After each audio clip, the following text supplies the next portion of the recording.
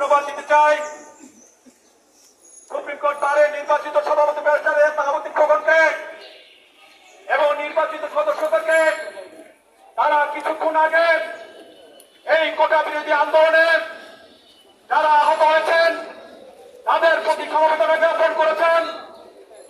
এই আন্দোলনের প্রতি তারা সুপ্রিম কোর্ট বার অ্যাসোসিয়েশন সমর্থন জ্ঞাপন করেছেন।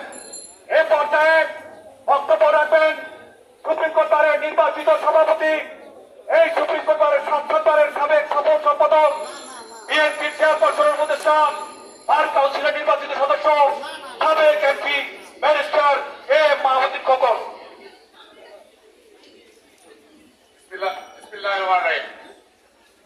জাতীয় আইনজীবী ফোরাম সুপ্রিম কোর্টের প্রিয় সভাপতি আব্দুল জাব্বার ভুঁইয়া সহ আইনজীবী ফোরামের নেতৃবৃন্দ, উপস্থিত আইনজীবী ভাই বোনেরা,